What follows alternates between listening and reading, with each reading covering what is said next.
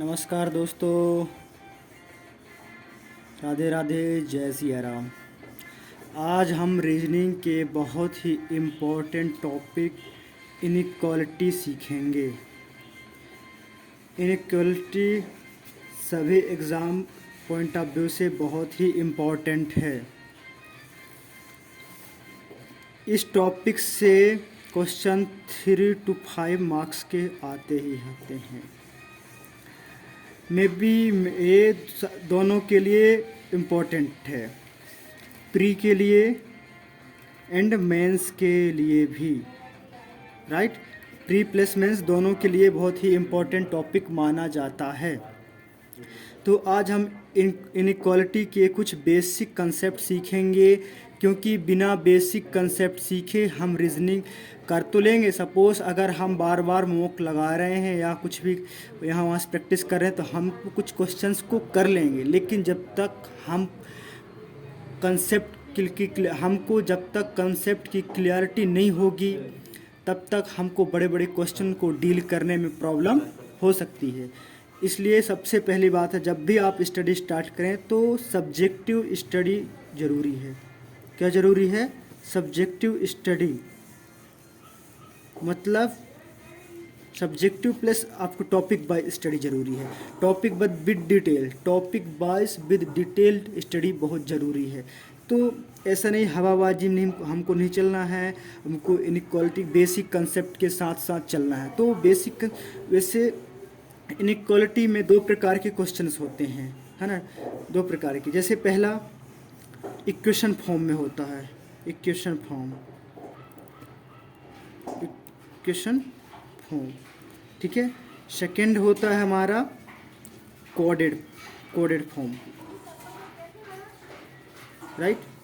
Equation form और दूसरा coded form. Equation form में क्या होता है? डायरेक्ट साइन से रिलेटेड होता है, डायरेक्ट इनडायरेक्ट साइन। जैसे greater than equals to less than equals to, right. Then greater than not greater than equal, not equals to. इस प्रकार के साइन किस में होते हैं? इक्वेशन फॉर्म में होते हैं। और कोडेड में, जैसे कोडेड में हमारा परसेंटेज, @ स्टार, इस प्रकार के क्वेश्चंस आते हैं जिसमें हमको एक मैजिक बॉक्स बनाना पड़ता है, एक बॉक्स बनाना पड़ता है जिससे हम ट्रिक बेस पे डायरेक्ट क्वेश्चंस को सॉल्व कर पाएँ, राइट। तो ये जनरली ऐसे कोडेड इनइक्वालिटी मेंस के लिए इम्पोर्टेंट होता है। जनरली क्वेश्चन इसके मेंस के लिए इम्पोर्टेंट होता है ना। तो जो इक्वेशन फॉर्म होता है, हमको माइंड में हमारा कंसेप्ट इतना क्लियर होना चाहिए कि without picking pen paper direct हम सॉल्व कर लें विदिन 1 मिनट। आप क्या कर सकें?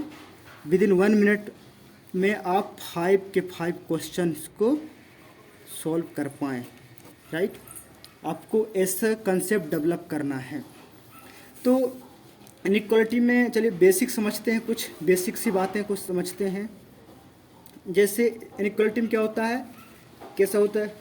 ये साइन क्या है? ग्रेटर देन, मतलब मैंने बोला A ग्रेटर देन B, मतलब A जो है, A क्या है?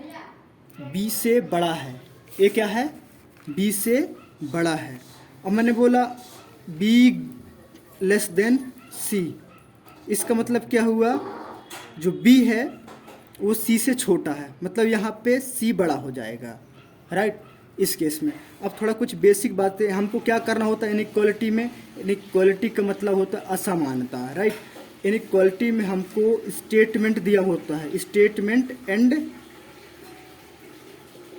स्टेटमेंट में हमारा पॉसिबल स्टेटमेंट होता है, उसको हम जो कंक्लूजन दिया होता है, हम कंक्लूजन को कंक्लूड करते हैं। क्या करते हैं? कंक्लूड करते हैं। हमको कंक्लूजन कंक्लूड करना होता है, राइट। कैसे? कंक्लूजन कितने हो सकते हैं हमारे? 1 हो सकते हैं, 2 हो सकते हैं, 3 हो सकते हैं, 4 हो सकते हैं, मैक्सिमम 5 तक कंक्लूजन होते हैं। मतलब स्टेटमेंट के बिहाफ पे हमको कंक्लूजन को ट्रू और क्या करना होता है, फॉल्स, ट्रू और फॉल्स करना होता है, राइट। तो हमारा कैसे स्टेटमेंट, हमारा कंक्लूजन क्या क्या हो सकता है इसको समझते हैं। हमारा कंक्लूजन फॉलो हो सकता है कोई भी, ठीक है। इसके बाद डाउटफुल हो सकता है, डाउटफुल हो सकता है, एंड डेफिनेटली फॉल्स हो सकता है। क्या हो सकता है, डेफिनेटली, डेफिनेटली फॉल्स हो सकता है। ये 3 केस हैं जो जनरली मतलब होते हैं। फॉलो मतलब जो 100% क्या हो, ट्रू हो, जो 100% करेक्ट हो, ये ट्रू के रिस्पेक्ट में माना जाता है। किसके रिस्पेक्ट में, ट्रू के रिस्पेक्ट में। जो भी कंक्लूज़न हमारा 100% सही हो उसको हम फॉलो करते हैं। और डाउटफुल, इसमें क्या होता है, पॉसिबिलिटी ऑफ अक्रेंस। ये इसमें क्या होता है हमारा, पॉसिबिलिटी ऑफ अक्रेंस,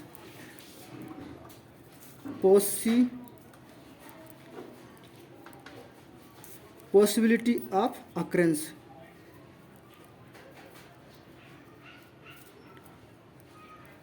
ठीक है। पॉसिबिलिटी ऑफ अक्रेंस मतलब होने की संभावना, कि इस डाउटफुल मतलब हो भी सकता है नहीं भी हो सकता, डाउटफुल है। बिकांट से हम कह नहीं सकते कि क्या होगा, क्योंकि ऐसा कन्फ्यूज़न क्रिएट होता है। वो आगे हम समझेंगे जब क्वेश्चन को लेंगे तो बेसिक कंसेप्ट समझेंगे। अभी आपको सिर्फ मीनिंग हम समझा रहे हैं, मीनिंग बता रहे हैं, राइट। एक होता है डेफिनेटली फॉल्स, इसका मतलब अनफॉलो, मतलब पॉसिबिलिटी ऑफ नॉट अक्रेंस, इसकी होने की संभावना नहीं है ना। जैसे कैसे नहीं है, जैसे हमने बोला ए ग्रेटर देन बी, अब हमने क्या बोला, ए लेस देन बी, तो ये क्या हो जाएगा, डेफिनेटली फॉल्स, मतलब इसकी होने की संभावना ही नहीं है। कैसे, जैसे ऑलरेडी जब बता दिया गया है, ए क्या है, ए हमारा बी से बड़ा है, राइट। ए क्या है, ए हमारा बी से बड़ा है, तो हम कैसे मान लें, ऐसे कैसे हो सकता है कि जो ए है वो बी से छोटा हो जाए, मतलब इसकी चांसेस ही नहीं है, ये इसकी कोई पॉसिबिलिटी ही नहीं है, तो हम कैसे मान लें। तो ये क्या हो गया, possibility of not occurrence, right. इसको बोला जाता है पॉसिबिलिटी ऑफ नॉट अक्रेंस, ये होता है। अब ये डाउटफुल क्या होता है, अब हम कुछ डाउटफुल के कुछ एग्जांपल मतलब समझते हैं नॉर्मली। जैसे हमने बोला A greater than B less than C, ठीक है। ये हमारा क्या है, स्टेटमेंट है, राइट। अब हमारा कंक्लूजन आया इसमें, कंक्लूजन क्या रहा, हमने बोला A greater then C, A less than सी। तो जब हम इसको सॉल्व करें, मतलब जब भी हम सॉल्व करते हैं तो साइन अपोजिट साइन हो जाएंगे, मतलब गलत हो जाएगा, अपोजिट साइन नहीं होना चाहिए। मतलब हमने चेक किया कि ए ग्रेटर देन, मतलब जो बी है, बी से दोनों ही एलिमेंट क्या है, बड़े हैं, मतलब ए भी बड़ा है और सी भी बड़ा है। हमको ए का बी से रिलेशन पता है बट ए का सी से रिलेशन नहीं पता, और हमारा ऐसा भी है कि सी का बी से रिलेशन पता है बट सी का ए से रिलेशन हमको नहीं पता। मतलब ऐसा हो सकता है कि ए बड़ा हो बी से और क्या हो, और इक्वस हो सी के, ऐसा हो सकता है। और ऐसा हो सकता है कि ए बड़ा है बी से, ए बड़ा है बी से और बी क्या है, नहीं मतलब इस केस में क्या हो सकता है, क्या क्या हो सकता है इसमें, देखिए ए ग्रेटर देन बी, तो ए क्या हो सकते हैं, ए से दोनों बड़े हैं, मतलब बी से ए और सी दोनों बड़े हैं। इस केस में क्या कह सकते हैं कि ए सी क्या हो सकते हैं, इक्वस हो सकते हैं, ए सी इक्वस हो सकते हैं, हमको नहीं पता है ना। और ए से ए छोटा भी हो सकता है, बड़ा हो सकता है। तो इस केस में हमको क्या होता है, हमारे पास तीन पॉसिबिलिटी आते हैं। मतलब डाउटफुल में कि हम डाउटफुल हम कह नहीं सकते, मतलब वी कांट से, हम नहीं कह सकते कि ये क्या होगा, ये राइट है और रॉट, मतलब हम कहने के मतलब उसमें नहीं है कि हम सही कर पाएँ, ट्रू कर पाएँ, क्योंकि ए ग्रेटर देन सी बताया नहीं गया। देखिए हम यहाँ से यहाँ जाएंगे तो आप क्या समझेंगे, आप क्या पाएंगे कि डायरेक्ट रिलेशन का कुछ भी नहीं है, इसका मतलब ये डाउटफुल हो गया, ये फॉल्स तो है बट क्या हो जाए, डाउटफुल हो गया।